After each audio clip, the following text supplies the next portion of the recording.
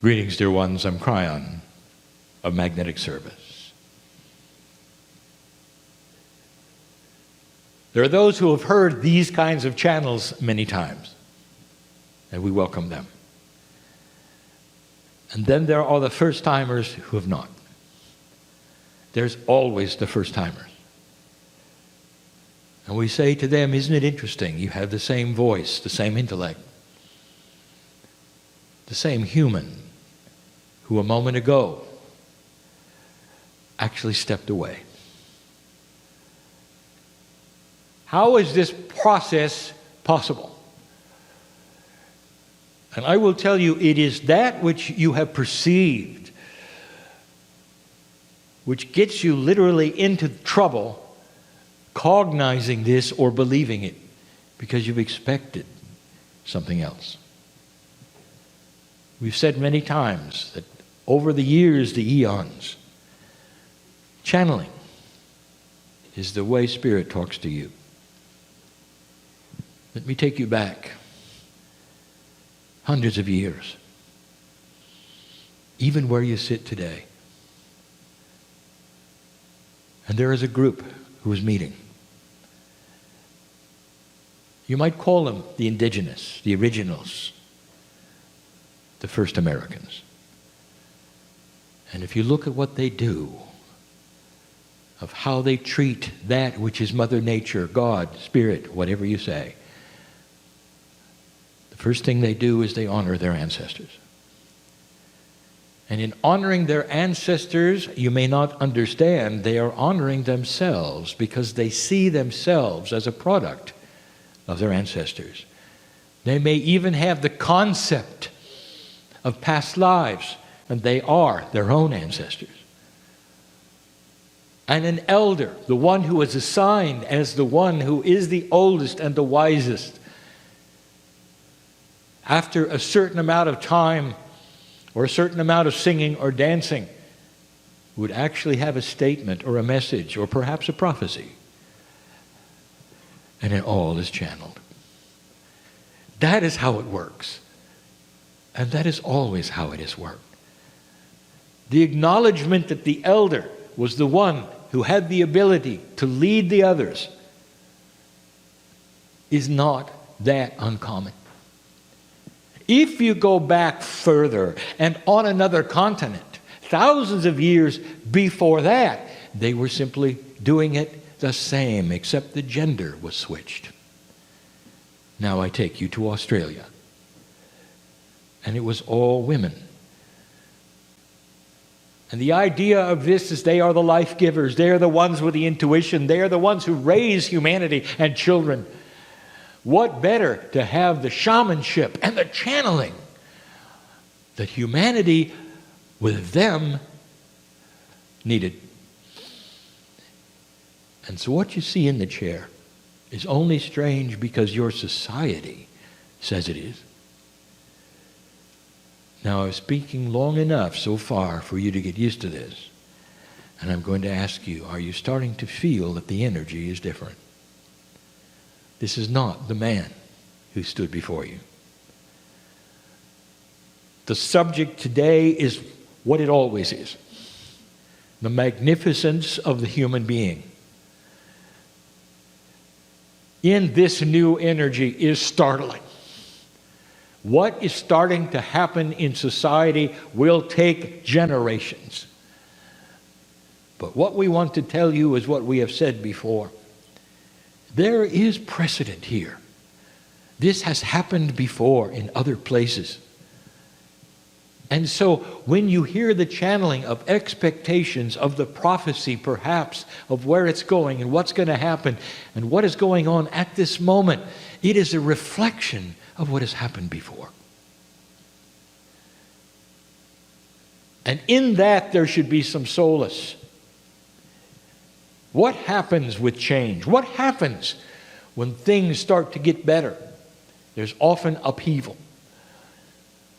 There's often a retranscription of reality where you have to get adjusted to something that literally was not there before. If new things are presented to the psyche of the human being, the first reaction is fear. A new reality is not comfortable until it is absorbed, until it is tried, until it's comfortable. And what is going on? Not necessarily just in this room, but within old souls and humanity in general, is the upheaval of change. The thing that you are starting to see the most is what I will call the exposure of the white hats and black hats. No more fence sitting is what we have told you is upon this planet. And the darkness is starting to show clearly. Whereas before it was muddled in the soup of grayness, you might say, of your very existence. You might have lived for 20, 30, 40 years on this planet and been part of major conspiracies, of Illuminatis, of control, and never really truly understood it because it was in the grayness under the hood. And now it's not. And suddenly you start to see it and you react. And what that's going to do, ladies and gentlemen, is it's going to create choice that you never had before. And that choice overwhelmingly, we've seen it, is going to be for the light. Integrity and transparency. And it starts with upheaval. It starts with things that don't make sense. It starts with a dark army that cuts people's heads off and wants to create horror and sorrow and darkness everywhere. Not a country-based army, but one that has no borders at all. First time, a dark army without borders, without a common language. We've said that over and over and over so that you'll see it as unique to your time and right on schedule. The knee-jerk reaction to the dark over light is that they must survive at any cost, and they're going to climb out of the woodwork. You're going to see it everywhere. It's going to come in many disguises, outrageousness, change, and it's already among those here know it. And it's in everyday life. You're going to see light workers that are having to make decisions. You can no longer, we talked about this last time, you can no longer subscribe to these kinds of energies and then go out of the room and live differently. That is a paradigm that you have gotten used to, dear ones. And the paradigm says that you go to worship and you dress for it and you sing songs and you kneel. And then you go home and you get in your regular clothes and you're somebody else. And you do that for year after year and you call it acceptable, never understanding it's not even real. And now it gets real. What do you believe? Do you carry it into your life? When you wake up in the morning, what is the first thing you think? There are those who will put their feet on the ground and say, here it is, another wretched day. And it will be. Created from their mouths, their consciousness, and they will walk from place to place and everything will go wrong. And they'll cry throughout the day because everything is wrong. Never understanding that their consciousness precedes them. And then there are those who will put their feet on the ground and smile and chuckle and say, here I am again, magnificent in a beautiful world. And you'll say, well, crying, are you just fooling yourself? It's not a beautiful world. Maybe it is to the one who walks around and creates a beautiful bubble wherever they go. A countenance which is gentle, which allows them to laugh, which has compassion for others wherever they go. That's the beauty of their world, and they're creating it wherever they are. These are the new masters of the planet. And you're going to see more and more of this dark and light. Have you been with friends who are no longer friends? Because all they did was drama.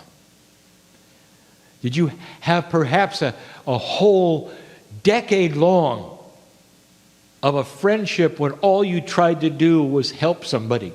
But every single time you met with them, the story was the same. The tape was played over and over.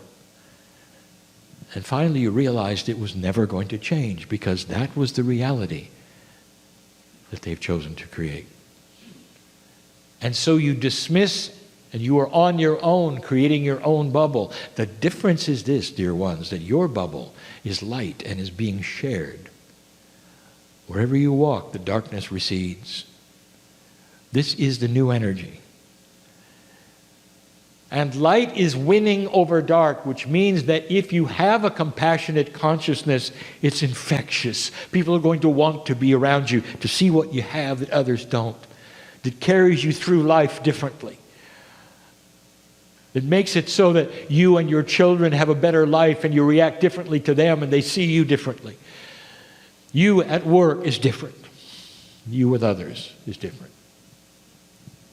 And we say again, is it just same old, or are you starting to wake up to something that not only is different, it's joyful, magnificent, infectious, desirable?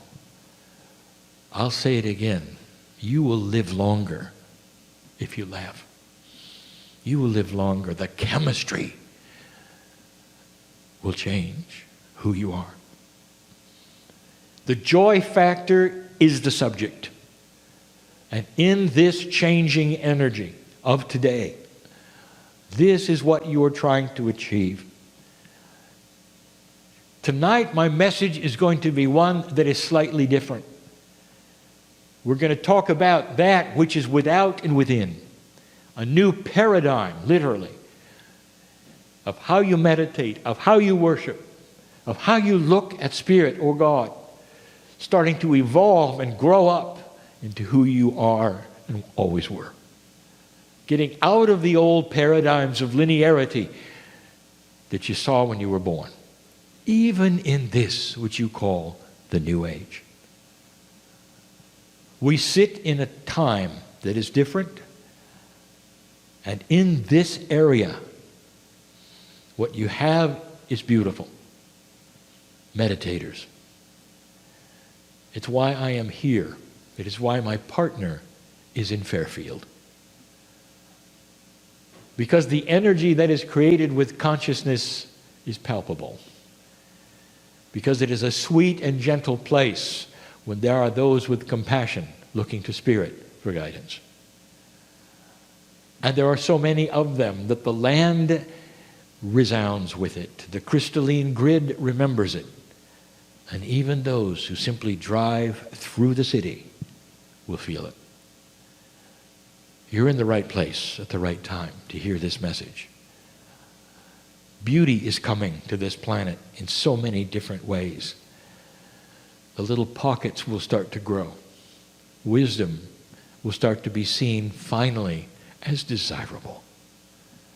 The rock throwing that you currently see in your politics eventually will diminish. There will even be wisdom there, unbelievable as it seems. This is where it's going. There will be those who will hear this and read this someday, a long time from now, and will recognize that it really is prophecy.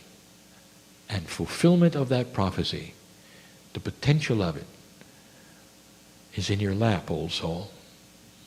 Because you're not going to sit and watch it and wait for it. You're going to create it. That's your job. Compassionate action is what we're asking for every day as you walk the planet. And that's enough for now. And so it is.